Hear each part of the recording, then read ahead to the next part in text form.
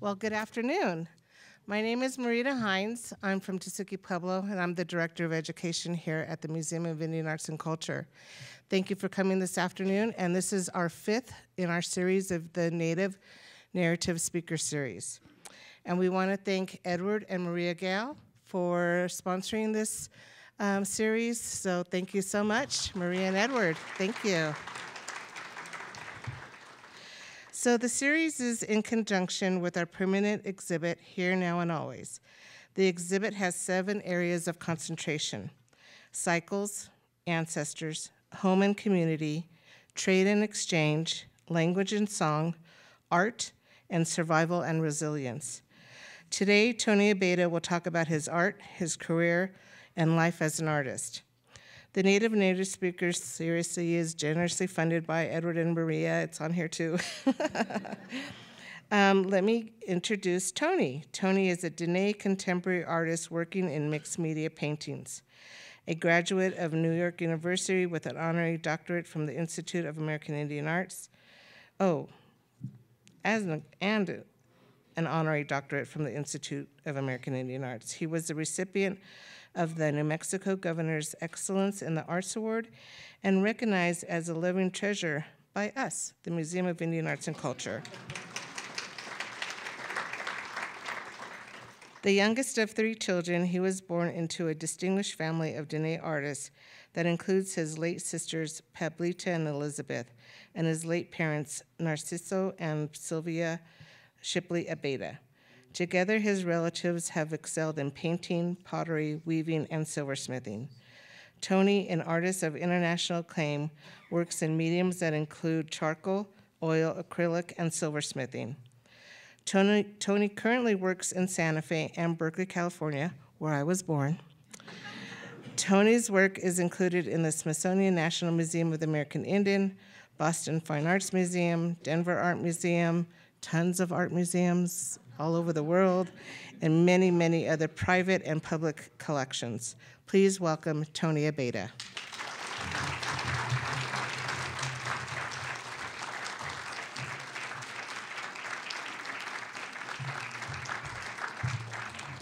Thanks to Marita.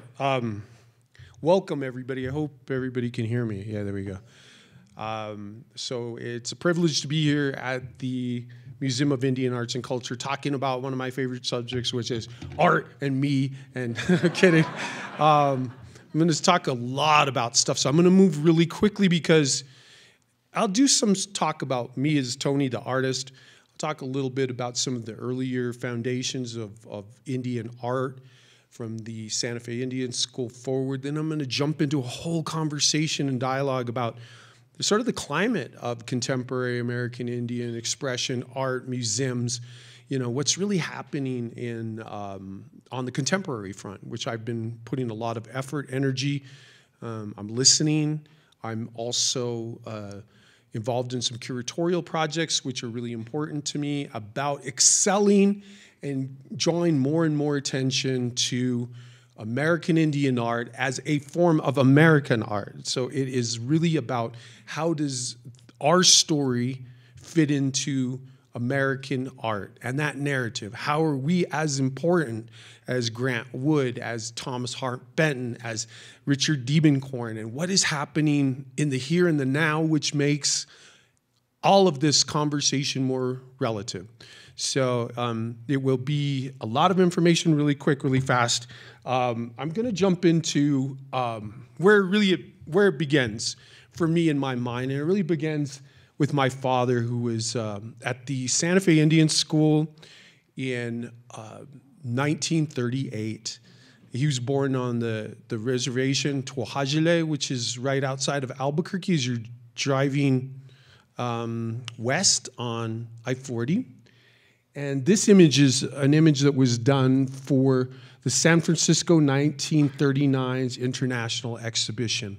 And this hangs in my kitchen, and it reminds me of all the important things that my father was doing early on. He illustrated children's books, and and I trust that it's gonna manifest in something, right? Return of the Eagles. And every one of these paintings, I just allow it to exist. I didn't get to pick and choose. I didn't go in there, this is what I'm painting, it's going to look like that. It doesn't even look like that when I started. It transforms.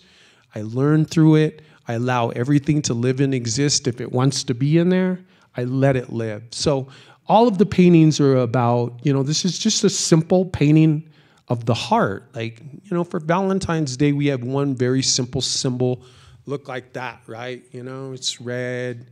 Sometimes it's shiny with highlights, and sometimes it tastes like chocolate or something.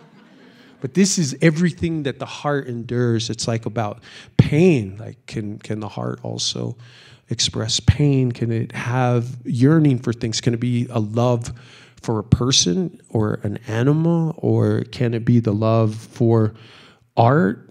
And can it be, love for people who are no longer with us?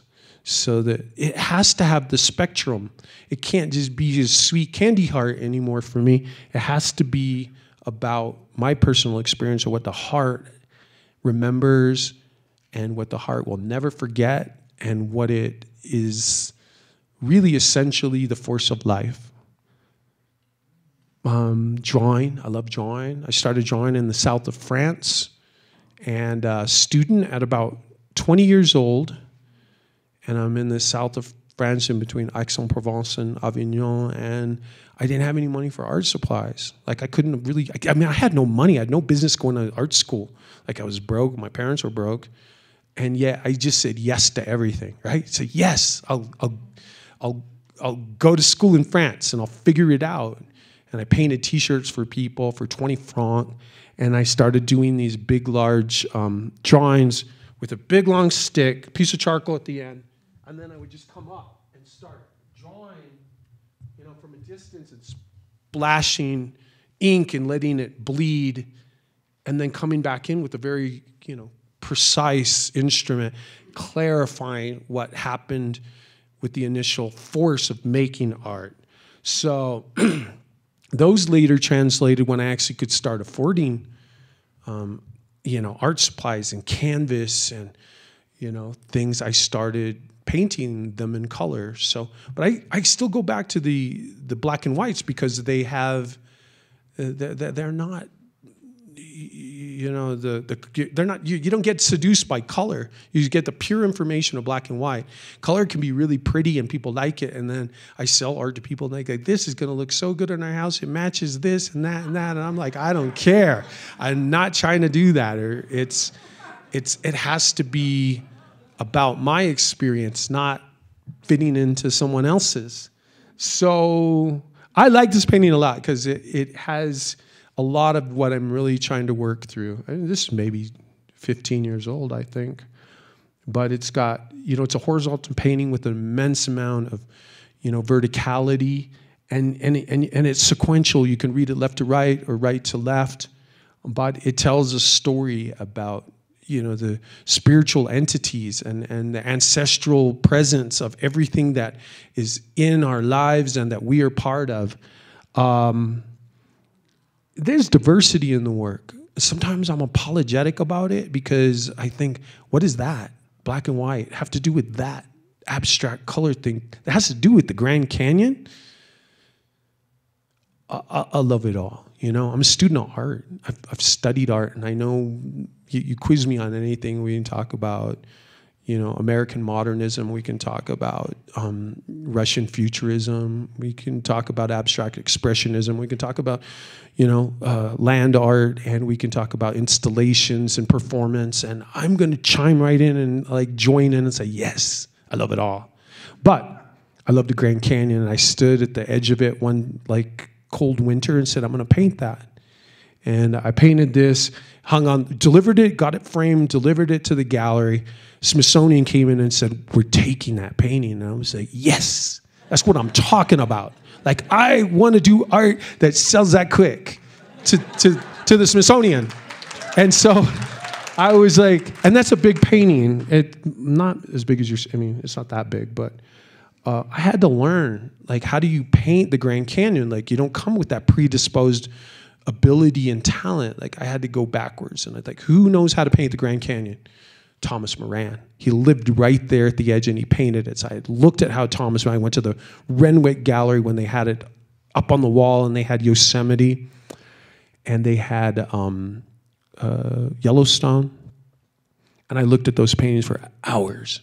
And then I went back 3 different trips and just looked and watched how it changes. And where you start a painting, it looks like this, and then half an hour later, it's like very pastel and opalescent, and then it becomes ominous and dark and foreboding. It changes all the time, and I love the idea that art could just completely capture a moment in the way the earth is changing and the way the sky informs shadows and creates temperature, and that there's like life emerging from it. And all I want to do with these landscapes is capture what is my personal emotional response to those. And I will continue doing this stuff for the rest of my life. But I fight the whole system of things like, I don't want to be a landscape painter. It look really pretty, but I want to do more. So I keep working and challenging myself to create more and more stuff. I moved to Taos, New Mexico. I spent 10 years of my life raising kids, married to a Pueblo woman, and just like exploring like all the back roads, the high roads, going to Penasco and going up to Cuesta, and like really finding what is the world that I live in. And I discovered architecture, and I got into, villages and community, and how life is different now than it was then, and trying to remember, everything that's faith-based and our connection to like buildings made of mud and how they melt right back down and disappear again. All this stuff is dialoguing in my head. And all of these architectural spaces and places are remembering everything from ritual to ceremony to all of these things, life and death, the beginning, the end, nothing lives forever. And I just I'm going to paint it and I'm going to create it. I don't do sketches, preliminary, anything. I discover every one of these paintings through the process. I want to paint spring, so I paint spring, and this is what I think it feels like. And then I just but yeah, I got some fall moments, so then chemise is blooming in spring. I get to do whatever I want. I'm a music maker here. I get to tell this story, so this is my story. How do you get a prettier landscape in New Mexico? You just watch and wait for like those magpies to activate it. They frolic, they fight, they squawk around.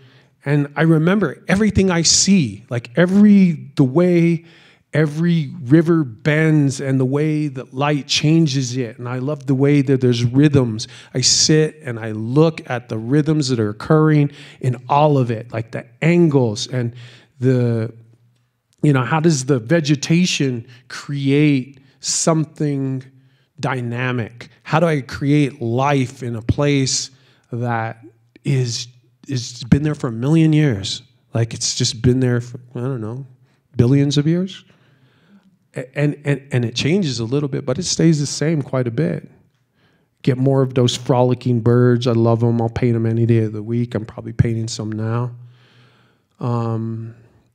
Then, art gets informed by everything I see and experience. And I remember just seeing this really great, big, beautiful cloud as I'm driving north towards Round Rock on the reservation. And I'm going to paint that. And I remember it. And I just start painting it. And then I'm creating, all of the context. And then I look at this painting and I remember, why does it look like that?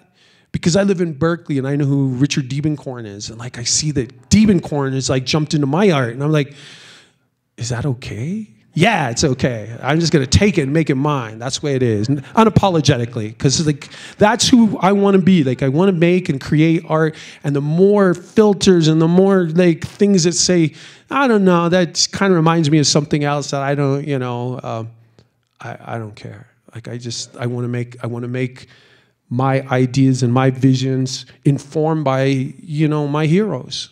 And my heroes are great painters, so I aspire to be like my hero, great painters.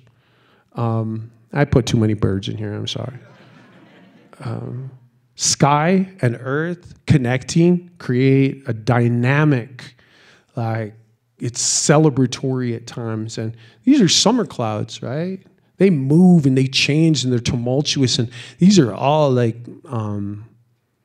they're happening from the monsoons, and they're bringing life, and they're bringing the smell of, they're calming all the dust down, and they're creating rivers that never existed. So like one big giant thunderhead giving rain, and the landscape is grateful. It's just like what I want to achieve, and then it does far more dramatic things, like it can be destructive, and it can be foreboding, and we live in fear, like I hope this never happens here. And I'm also watching the climate change. For a landscape artist that looks at the climate all the time, if there's any climate deniers in here, like I remember when it didn't used to happen. I remember when the skies were different and the winters were different and the seasons were very pronounced, and things are way different. I don't blame anybody. I think it's just happening to us, and I want to remember it and document it. So in 100 years, somebody will say, what was it like to live in the transitional era of climate change? And I'm like, that's what it looks like. They said, Tony painted it. So why do I burn down the precious landscapes that are so pretty? Okay, this painting was inspired by two different things. I live in Northern California. So I live in Berkeley, California, and I live here in Santa Fe, New Mexico. And so I'm asthmatic. So whenever there's a forest fire here, I split to California. It's like, I'm gonna go to California. But then Santa Rita was on fire, Santa Rosa was on fire. And so I was getting all the smoke coming on both fronts. I was like, where am I going to go? I can't go to Santa Fe because there's a fire on the other side over in Las Vegas. And then there's a Northern California fire, and there's fires in Arizona. And I'm like, oh, shit, I'm just going to stay in I'm sorry. Oh, darn, I'm going to stay in Santa Fe and paint it. So I did this painting. This is in the Philbrook Museum. They bought that a few years back. And I like it. It's nice when I like my own art. Sometimes I'm really hard on myself and I say, oh man, I wish I'd done something different. The earth is alive, it's exploding, it's changing. And so I try to bring that into the conversation about, like, how do I lure you all in to see, like, there's changes happening in the world and get people's attention to really see nature is our one resource that is part of, the beauty of life, and why do we live in this place? And it is alive. It is some spiritual connection. It is where we emerged from and where we come from. All of our origins are from this place. It's maternal, and it is violent, and it's punitive too. So I did this big volcano, and I did a whole series of volcanoes, forest fires, twisters. The one I showed you there, when I did this painting, I called my friend. He was living in Oklahoma. He's another artist. His name is George Alexander. But I said, he goes, what you doing, Tony? I said, I'm painting a tornado. He goes, dude, there's like 50 tornadoes touched down in Oklahoma City, like just today. And I'm like, that's crazy. Like did you just say 50? He goes, yeah, 50. And my friend Stephen Paul Judd, he tells me that like his car got picked up and thrown in a tornado and landed on a house. And I'm like, glad I don't live in Oklahoma. So, the world gets pretty again, and I'm in Northern California, and I'm smiling around and driving in my VW van again. Life's good, sold the big red painting. I get to chill in California, and I go to Yosemite, and I'm like, I gotta paint that. I'm gonna paint that. But again, how do I paint that? I just look, just sit there and look, and then shoot photos on my camera, and I work off my camera phone. And atmospheric perspective, it's a different color palette. I've been in this very same place when the whole that whole little valley was on fire. You don't believe me? There's a prescribed burn that this whole thing was on fire, and I watched it, and I'm like, I want to paint that, and I might do it someday. This is the Yosemite Falls. I think they take logs, they used to, and they set them on fire and roll them off the edge to entertain everybody. The world's a really beautiful place. You don't need to do that to make it any better, but you know, we got to entertain ourselves too. Berkeley, you know, it's all on the verticality, right? You know, it just cascades up this hillside. This is my neighborhood right off the Arlington. And it looks like this, you know, all the neighbors, you know, I look up the hillside and I see all of that. And you get to the top, that's Tilden Park. There's me back to drawing again in my studio, working on a drawing I've been working on for like 8 years. Just finished it up last year. They get big, they get large, they get more abstract. This is a really large work. That's in Tia collection there. And that was just at the CCA, and they did this group came in and they made a musical composition with a trio of musicians. They composed to the actual drawing. I was there. I thought it was fun. And this is the drawing that you saw me working on from a medicinal place. It took a long time to do, and I'm still processing what it really means to me because it took so long to do. But I love everything about it. Why a triptych? I don't know. Why everything? But you know, again, they're all big. This drawing is like that big. It's really big, and again, mysterious, tied to mythologies and ancestral, you know, memories and all of the information that's in the landscapes that I don't know how to talk about or describe or merge or make literal. I have to go to the drawings to tell that story. That's a different story. The spiritual world is a different story than the story that I try to show you, and is something like, you know, Yosemite or the fires or whatever. I have to speak in different languages, you know, to be able to tell these different stories. You know, who are these characters? What do they mean? Who are they? They get to be whoever they want. They just happen. I just honor them and say, "You want to show up? There you go. You belong to the paper." Big, large drawing that's in the Heard Museum. Again, a lot of the work has been used to inspire dance and music. So they had a few concerts that they produced at the Heard. That is in the Heard, and every time it's in that great big giant Denny Janis Lyon gallery. But they build a wall over it. It's 40 feet by 40 feet.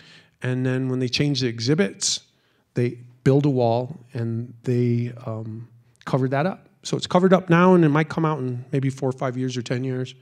I don't really know, but it shows up. Cats and animals, spores, and all kinds of seeds.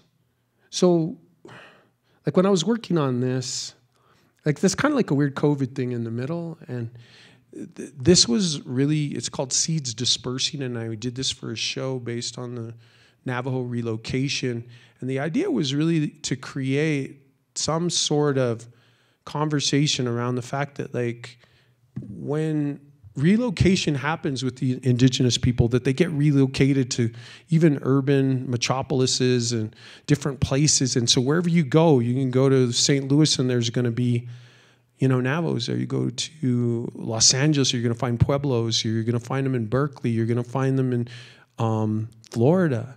And there's all of these different tribal people that get dispersed like seeds. But what do they have? They have their DNA, right? They have their memory and their imprint. And you can put them wherever you put them, and they're still going to survive, and they're still going to grow and flourish. And there's something remarkably beautiful about that experience, that we are always innately tied to our origins, to who we are. Like, you can't erase it. You can't take it away. You can't assimilate it. You can't colonize it. You can't even incarcerate culture. It happens because it's indigenous soul memory. How am I doing on time? What time is it now? All right. So I can hear you guys. Okay, so I'm going to move a little quicker through these things. Big flower bombs. These really play an important role in the later work that I'm working on now recently. They're big, they're explosive, they're about, they're supposed to be, floral, but they're really not. You'll see there's bombs in there. They're actually more explosive. This has everything to do with what's happening, in the world today. There's always conflict. And they were also based on relationships. Like being in relationships can have like a lot of like volatility, and in that is something really beautiful and something really destructive. Like it has impact, right? Like all the people have impacts on one another. And so I just finished this painting, which I like this painting a lot. It's called War of the Clans. And it's really taking those flowers, those great big giant flowers, and trying to create a conversation about the conflicts even between indigenous people, different tribes, intertribal battles, like how, we all think that we're the same and we all get along, but we're always been fighting for hundreds of years with one another. It's a symbiotic like battle, which is ritualistic in many ways and certainly appears to be futile, because we don't even know we're fighting anymore. We're fighting one another's successes. We're fighting, for jobs. We're fighting with coworkers. We're fighting with, other creative people.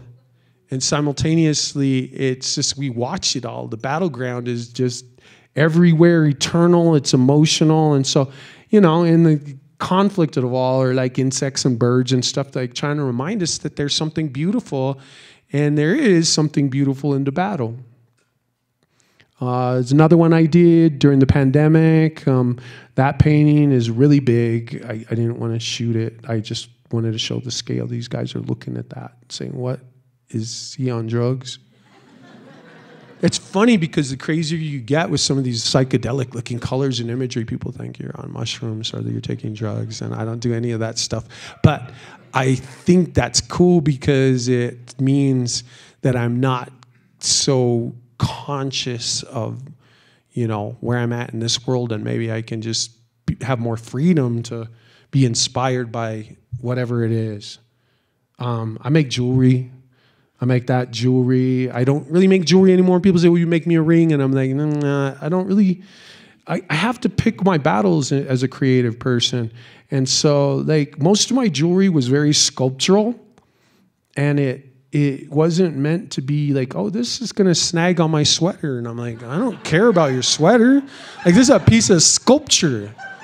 Like I'm a student of Charles Loloma. Like I do whatever I want. I use whatever I want. I did a bracelet like this with glass eyes, like those glass eyes from teddy bears. Had 100 of them all over it. And people are like, what is that? Is that like a creature? They're like, it's a creature, it bites. So, but check it out. Like, I'm immersed in this community of like hotshot jewelers. All my friends are killer creative people like Cody Sanderson and there's just, Kenneth Johnson, and everybody's making and creating cool stuff. I miss being a jeweler. And I miss turquoise, like all of that right there. It's like crazy Lone Mountain turquoise. I got the best of the best. I just made this stuff with love. I didn't care where it went. It's always really expensive. People complain about that. But that stone, I paid $3,000 for the stone to make the ring that looks like corn, and I designed it, but I needed the perfect stone for it that felt like blue cornmeal. So I had to get that stone. So that's why that ring was so damn expensive. It wasn't because I'm greedy. Like I have to justify it and make it what it is. Just experimenting. I'm drilling and learning how to mosaic stone into stone. How to do sand casts, and I learned a lot of really amazing stuff from Aaron Anderson. How to gallop. He just was really helpful and amazing. It was like a Valentine's kind of thing. So we're done with Tony. That's all I can tell you about what I did. That's a lot, right? The next chapter of this, I hope that I'm okay on terms of time. Okay. So, the here and the now. Here and the now is really, this part of the presentation is to inform you that art has changed since the last time you walked into this museum.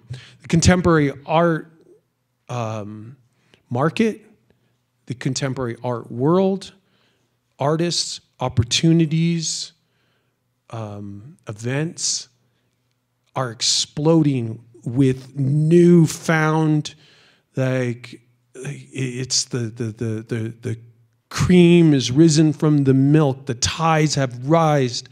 There is so much happening.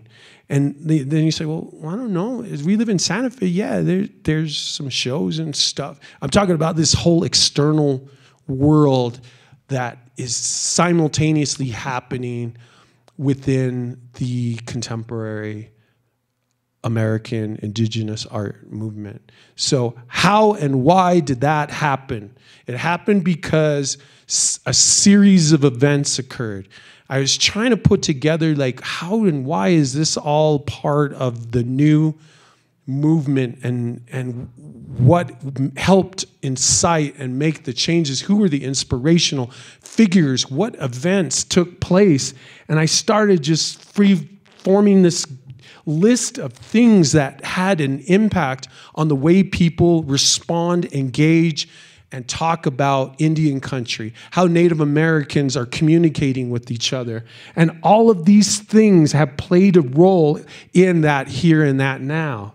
So, you know, we go back to Alcatraz, and then now we're embarking on artificial intelligence. And what did the impact of COVID-19 have on Native American communities? And what is the conversations about pretendians? And what is that Indigenous Peoples Day all about? Wasn't that a Columbus Day holiday? What's Skoden mean? What's Nutu? What's Nagpra? MMIW? Link Ray, I didn't know that guy was an Indian. Leonard Peltier, is he still in prison? Two-Spirit Nations, what's that? That like, what does that mean? Is that LGBTQ plus? More? It keeps changing all the time. This is but a small fraction of what has transpired in the past 20 years or so. But now we're looking what's happening like right now, like everything. We saw just like a few things in social media, like Sean Quick to see Smith. Yeah, she's going to be at the Whitney. She's having a big major show. Great. I should sell my Jean Quick to see that I got back in 1972, right? So she's created some newfound attention and opportunities for younger artists. So we got Jeffrey Gibson, who's going to be opening up the Venice Biennale for the United States in April this summer. If any of you guys are going to go to Italy, what's a Venice Biennale? Google that. That's an important thing to find out. I can't do it all. But I will say it's big. It's a multi-million-dollar Indian art business. This stuff is game-changing.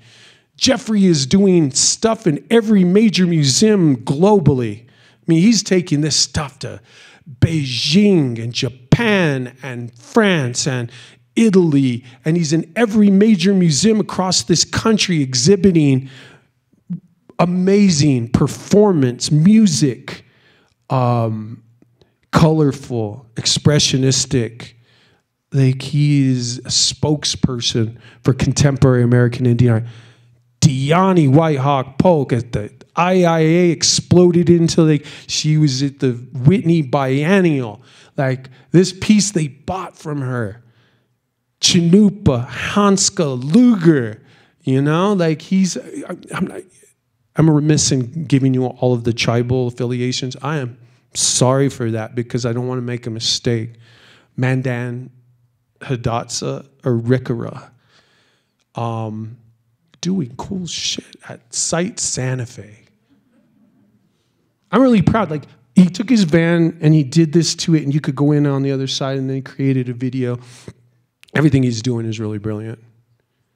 He did this big, large-scale teepee that's pretty amazing. It's repped by Garth Grennan Gallery in New York City. Nicholas Galanin, Like Nick is doing just major. He's like one of my big, huge art heroes. Love everything he does. It's conceptual. It's brilliant. He just finished his show at Site Santa Fe. If you didn't get to see that over at Site, shame on you for not going over there to see that. That show was amazing. It was powerful. It had such impact. It made me cry. It was amazing. This one here, you walk in the room, you sit down on one of those little mats, that like the mats you put out on your front door to wipe your feet on. You take a knee and you scream at the top of your lungs. Ah! You scream because you want to scream for everything that you get frustrated with, that everything that you're like just can't process and you just need to express. He gives you permission in a museum to scream your head off, and you can say the F word and they won't stop you. Kent Monkman, these two paintings were commissioned by Metropolitan Museum of Art, Cree Indian. These are big, huge, large-scale paintings in the Met.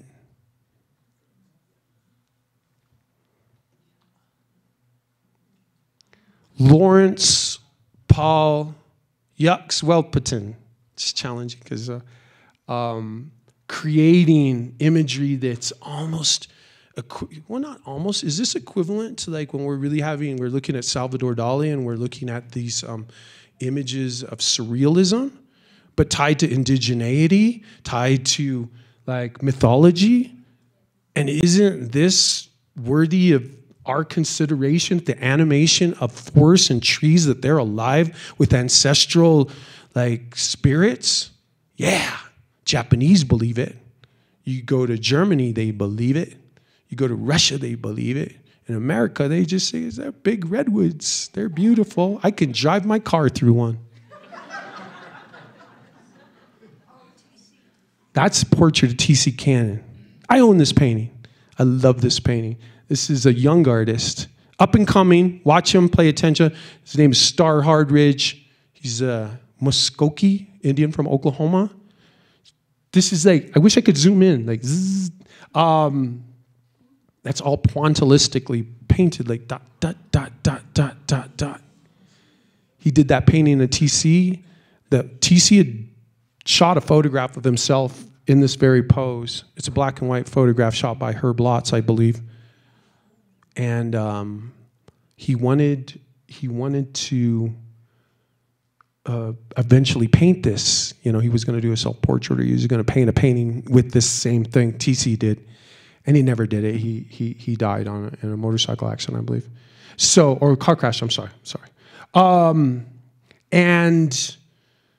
And so Star picked this up and he did this painting, and it's powerful. If you see this in real life, it's just like intensely great. And it's like, yeah, this is our story. This is our narrative. These are our art heroes.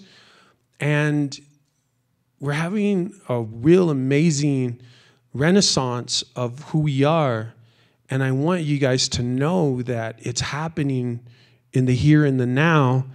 And Natalie Ball, who's California, I think she's Yurok. Don't pick on me if I don't get the names right. It's tough to remember everybody, where they come from.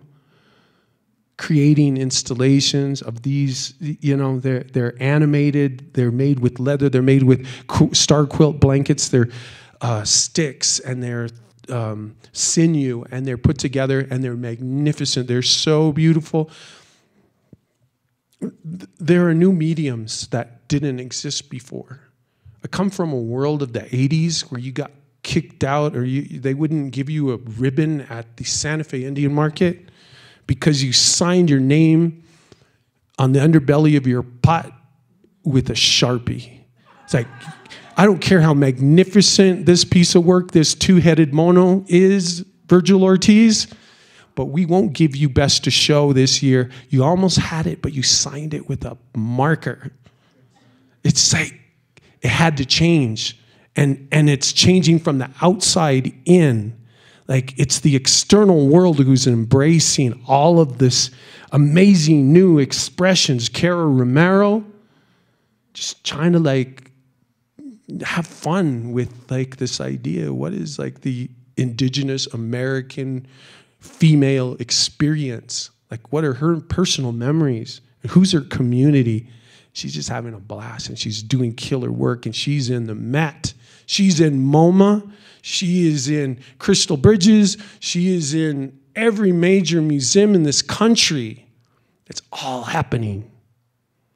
Melissa Cody, Navajo Weaver. You can't buy these. These are $100,000 blankets now. If you have one at home, talk to me after the show. I mean, I'm game. I'd love to get one of her works. It's just amazing that what used to be an artist that showed at Indian Market is in São Paulo, Brazil, opening up a big major retrospective of her work, represented by one of the premier galleries in New York. In every major museum in the country is like, do you know where I can get one? Craig George. You know, he's young, Navajo. His art is completely authentic, as with everybody, but he's just creating this story about, you know, his family was part of the American Indian relocation program in the 50s, where urban relocation, where they moved tribal people to urban metropolises to assimilate them into normal so they would get jobs and work in steel factories. They went to Detroit, they went to Chicago, they went to Los Angeles, they went to Berkeley, California.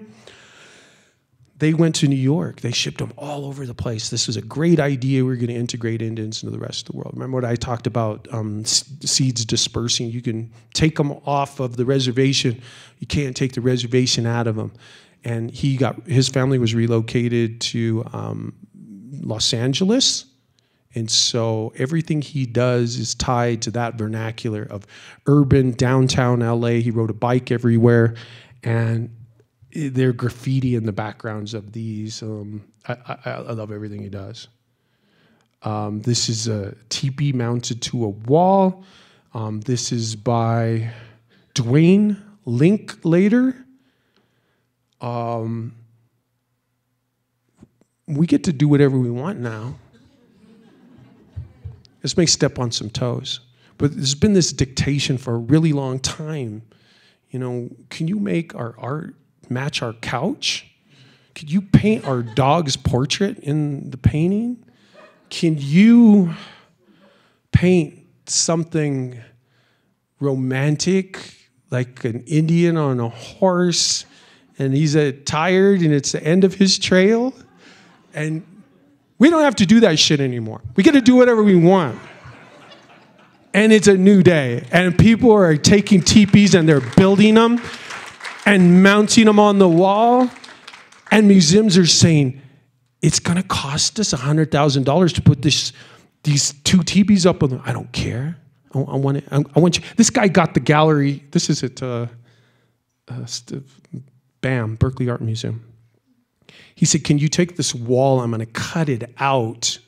And I'm going to tear off all the sheetrock, and I want to expose the girdering in there. And I'm going to paint inside of there. And I'm like, really? This is a gallery. This is a museum. And he said, that's what I want to do. Okay. They let him do it, right? It's incredibly, you can say I get excited about it, right? None of this stuff's going to match anything. Erica Lord, right? These are tuppies. Oh man, I'm going to run out of time. How do I do this? So, gosh, she's great. And you guys are just finding out about how great this girl lives in Santa Fe. And I think her hair is purple right now or blue. I don't remember. But she beads these, and they're all put together, and they're pixelated images of DNA from viruses. And so these sled dogs from her community would wear these blankets over them. And the sled dogs were instrumental in delivering the vaccines to areas that had things like smallpox. And when they had COVID-19, they had to get the sled dogs to bring in all of the vaccines to remote places that nobody could get to because it's in freezing Arctic. Or, you know, these are brilliant. And they're just coming out of and they're inspired by a lot of stuff, but they're coming from personal experiences and expressions that giving people liberty and license to do whatever they want and supporting them will manifest some of the most incredible art that's going to be part of who we are. The big show that I just finished curating at Phillips, third largest auction house in the United States. I co-curated this with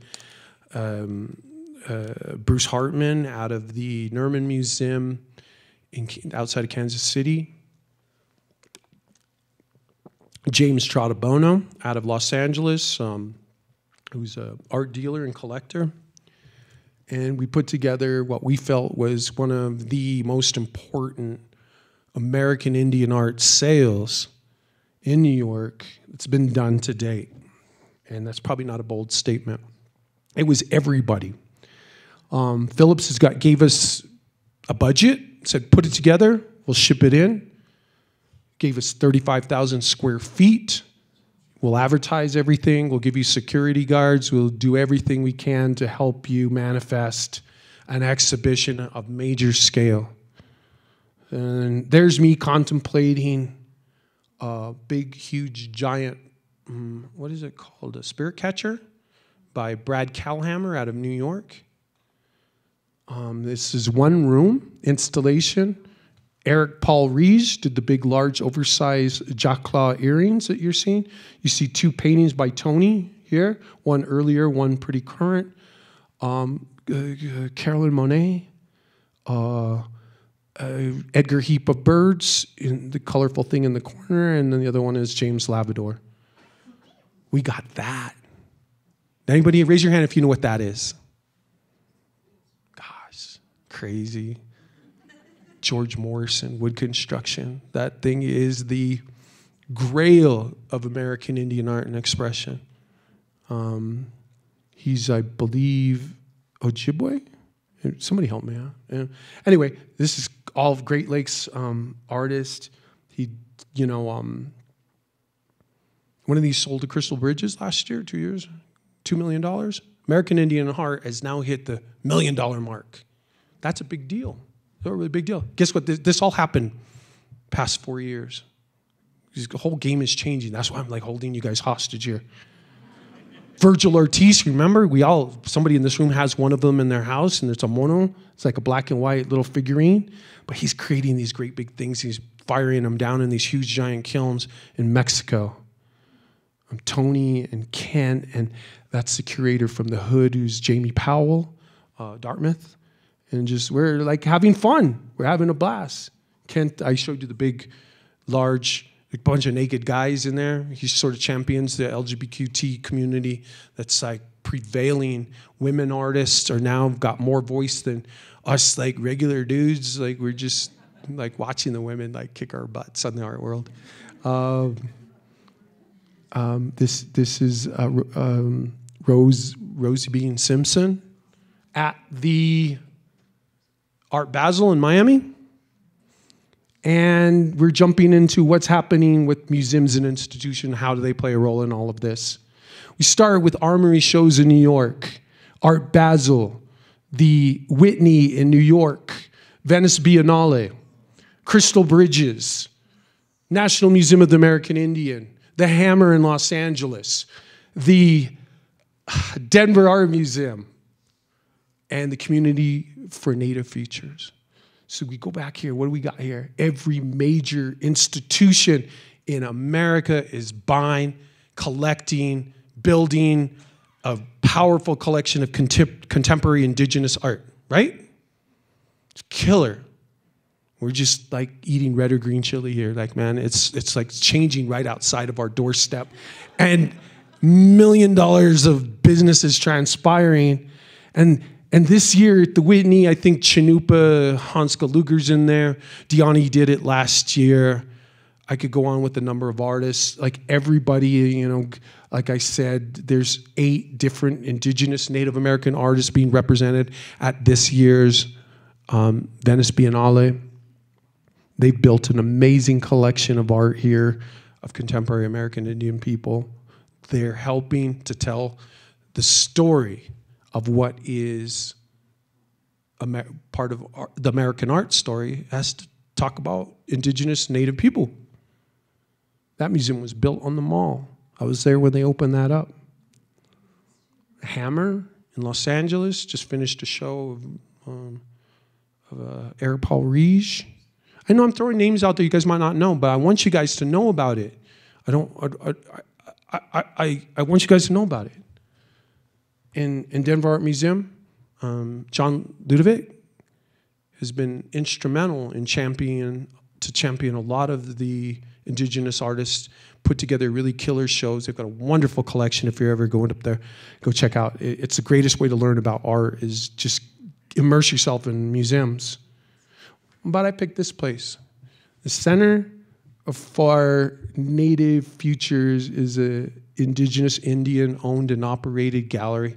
Small. It's humble. You walk in there, they got lawn chairs as their furniture, and you sit around in there and you just see art by indigenous people represented in an indigenous downtown Chicago Loop gallery. And they're upstarting this as a nonprofit, and they're doing a really great job.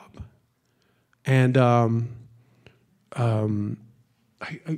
try to remember who put this together. I'm so sorry, you guys. Deborah Yepa Papan and her respective husband is Chris Papan.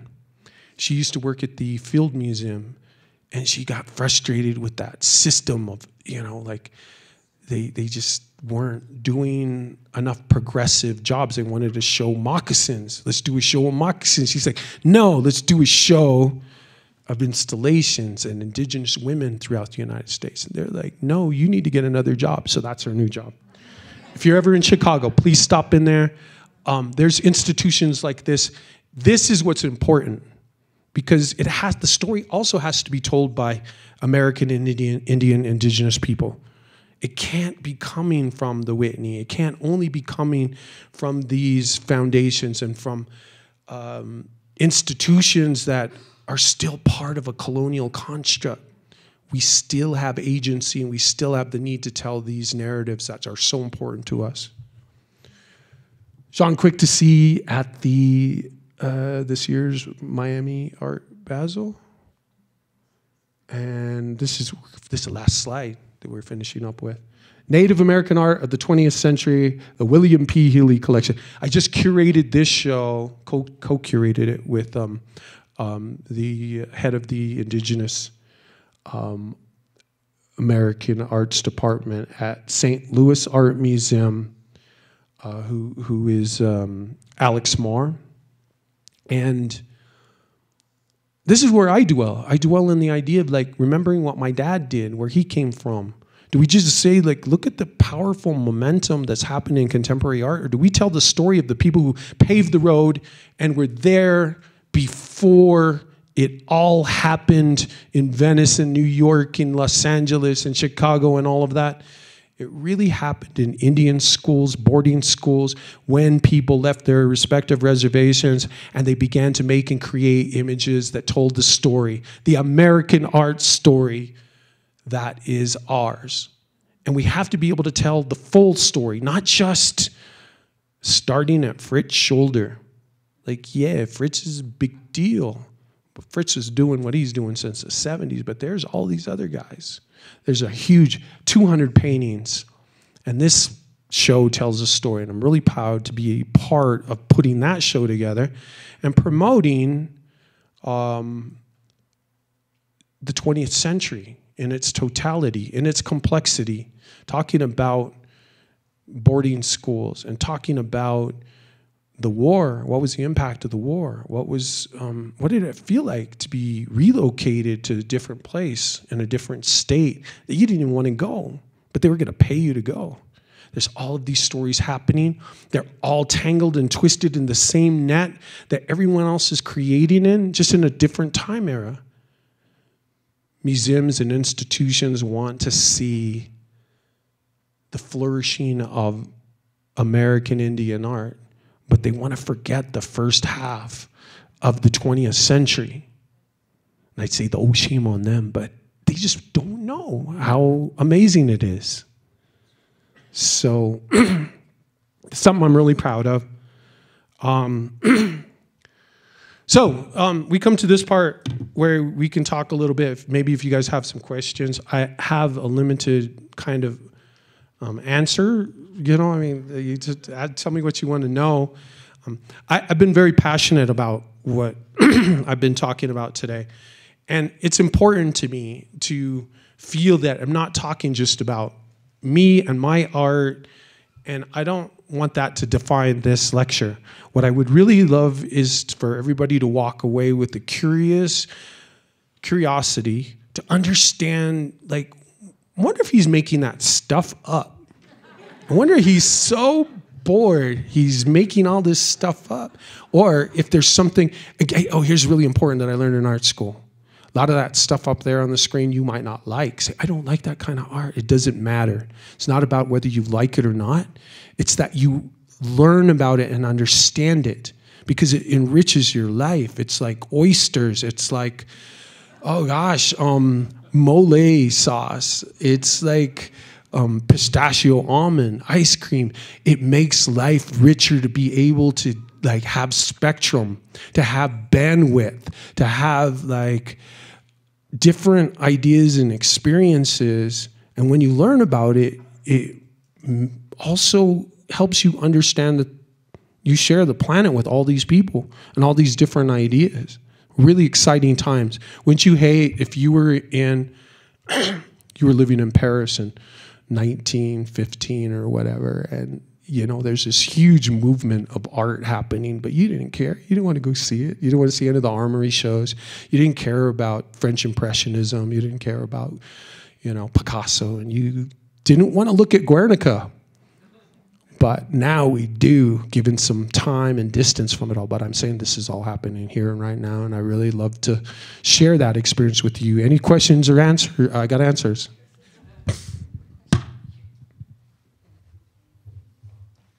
And I'm going to pass around the microphone because we are recording this and they can hear us better on the mic.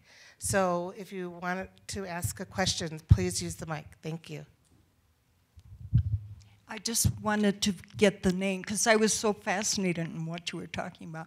The name of the artist in LA, with the guy on the bike, because I have an LA background and I want to find out more. His name is Craig George. He's a Navajo Dene artist working kind of out of Chinle, Arizona. But he was in LA. Yeah. Like all his childhood. And also, wasn't TC kind of, he wasn't the flat art, but he was kind of the next step? Yeah. TC was instrumental in really creating, like, he is why Fritz Shoulder exists. TC really was doing what he was doing first. And Fritz was painting cats and blanket stripes and butterflies. And TC came along, and those paintings changed. If you think it's a different story, it's not. I mean, I love what Shoulder means, certainly to me. I hold him up in high regards. But TC is really that godfather of yeah, portraiture, expression, or stuff. Yeah. Hi, thank you. It's 2:15, just so you know. Okay. Because I know you were. It's hard. It's easy to get lost in time. I'm curious of your own practice and how it's shifting, or if it's shifting. I'm wondering if you have done installation, if you've done work outside of painting and sculpture. I'm just curious about where you are in relationship to your own practice in the light of all the movement that's happening, or how it's impacting your own artistic possibilities within yourself, or where you see yourself shifting along with this big, huge movement that you're able to. And I just want to thank you for your talk today. It was deeply, deeply inspiring, and you really are a treasure. Thank you. Thank you for saying that. So inspirational, like it's all really inspiring me. All my peers are inspiring me to be better, to search myself for, like, how do I take what I already know and move into, the next level of it. But right now I'm so engaged in, like, I've been painting forever and ever, right? And I'm so engaged in taking a break and a pause to watch what's transpiring and to bearing witness to it, to having dialogues about it, but also doing some curatorial work is really important for me to understand, like, how does this fit into telling a story? So that's where I'm at in the here and the now. And to answer your question, yes, I've done installations of, like, large-scale drawings on walls, so taking two-dimensional imagery and putting it into, a larger scale immersive context. And it is inspiring, but it's also challenging too, because it's like watching a whole new generation creating some of the most amazing stuff. And I'm like, I don't want to be them. I want to be me making something as dynamic and amazing as they are doing. And I'm kind of gray-haired and old, but I still think I got it in me. I still think I got it in me, right? So there you go.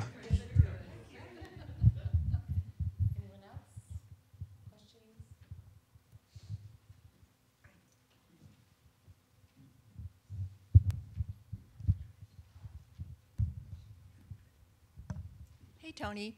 I was just wondering how you see yourself, Tony, your future self, in terms of, you hear this AI in the creative world, and to me it's kind of scary, but just wondering your thoughts on that.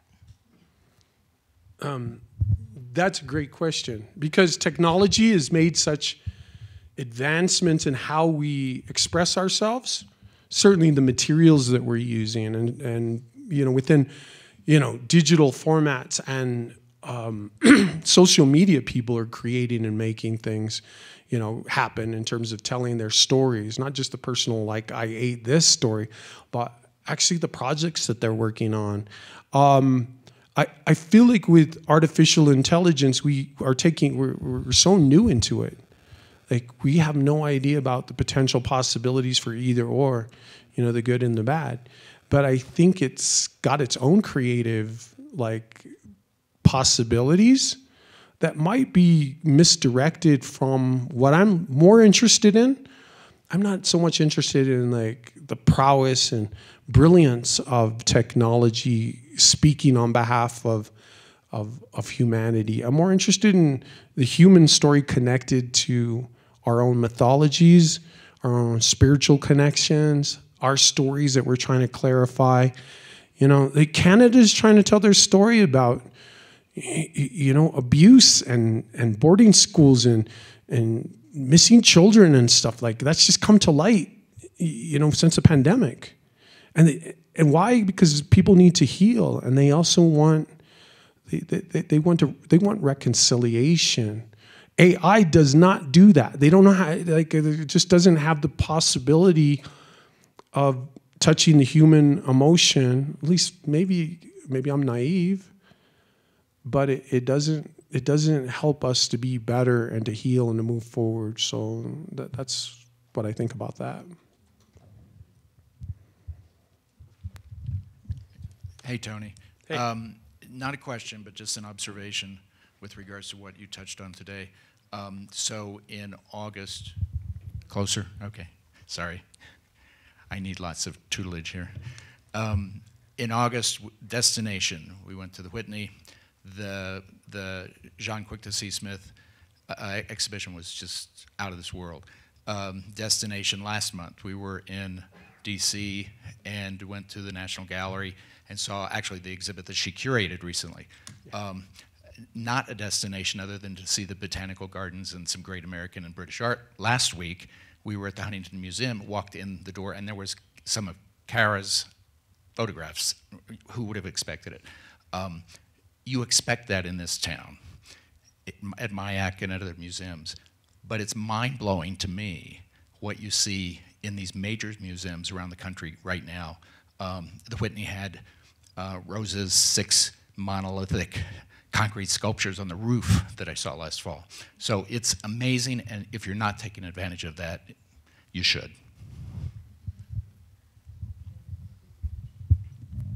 What's your attitude about 3D printing to make pots? I love it. I love it because it reminds me that you can 3D print a house. And that means that it can actually be useful. And if you're talking about making a 3D coffee cup that I can have coffee cup and I can fire it and I can go drink coffee in it, you know, tomorrow night or tomorrow afternoon, I'm all for it. Like, I think we can embrace technology, and that it doesn't have to be, like, all of these rules that we've had are antiquated. The ideas that, you know, there used to be these rules, and certainly they are tied to some cultural, you know, ideas and some traditions.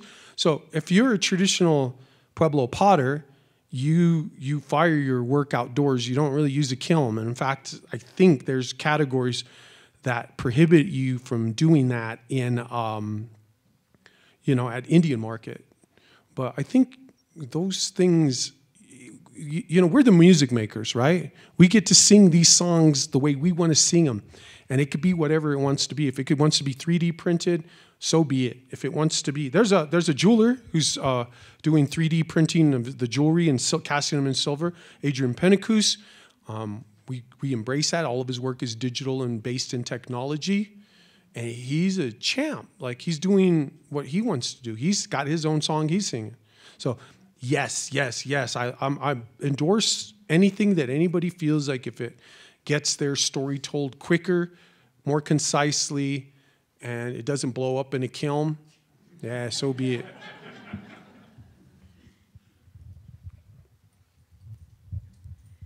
Tony, have you ever thought about writing a book? What you did here today, it was amazing, and I would like to have it to keep. Thanks for saying that. I do write a little bit, and because I'm trying to discover how to express myself better and how to, like, verbalize these things. I'm a little rough around the edges. You hear me say cuss words and stuff because that's a language that I feel like I can say what I mean with enthusiasm or with impact. And so I'm trying to learn how to punctuate and dot the I's, dot the I's and cross the T's in a way that is legible and that could make sense. Yeah. Yeah. So I'm trying to be, but also be authentic, right? So I'm more interested right now in, like, engaging in being a spectator. Like, I want to sit back and I want to watch. And everybody's saying, well, you're an artist, Tony. Like, you should be joining in and you should be doing all of this. And I'm like, man, I'm still selling paintings to museums. I'm still doing major commissions for stuff. I'm working, and my gallery's like, when are we going to get a painting from you, Tony? Are you a curator now? This is what Laura Widmore told me at my gallery. She says, are you a curator now, and you're not an artist? And I'm like, yeah.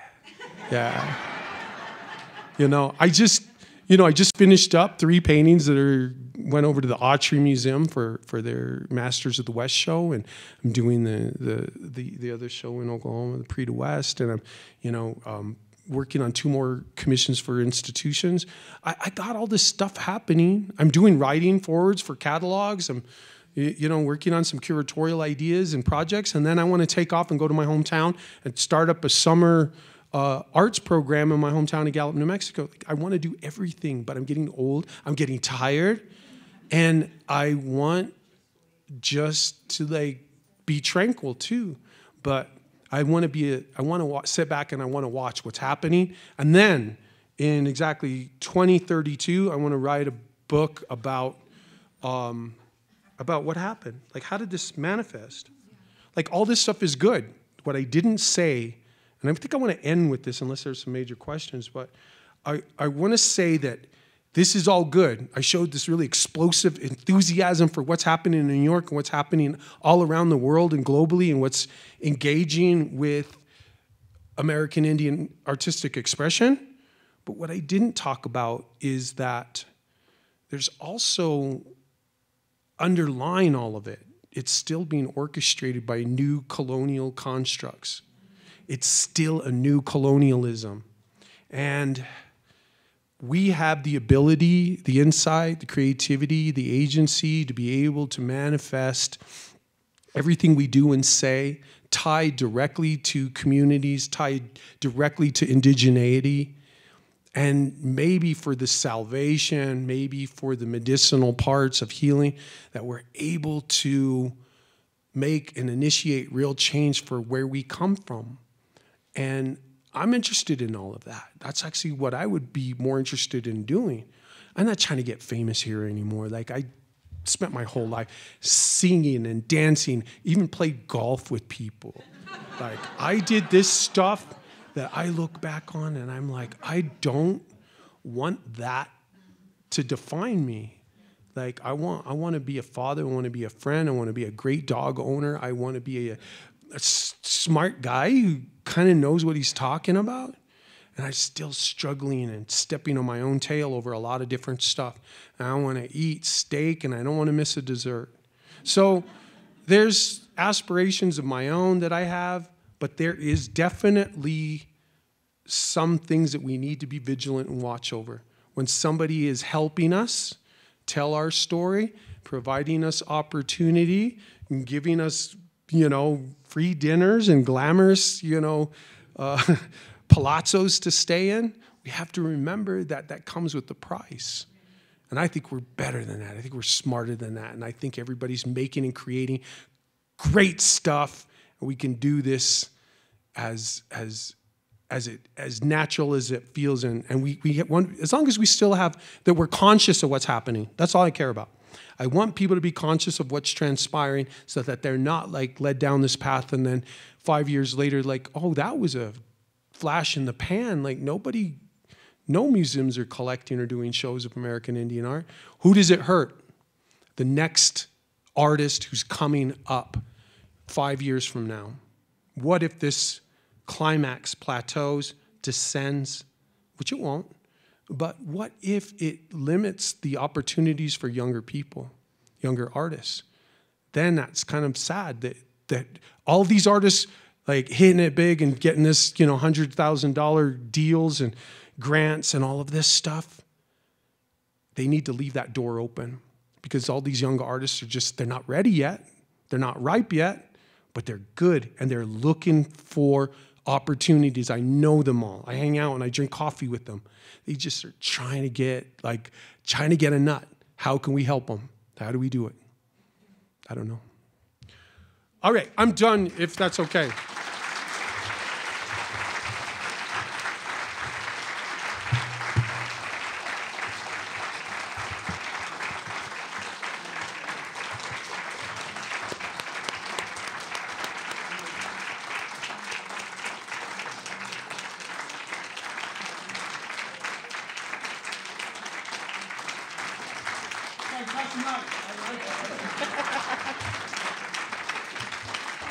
Well, I want to thank you all for coming this afternoon, and thank you, Tony, for speaking your truths and your words, and I really appreciate it.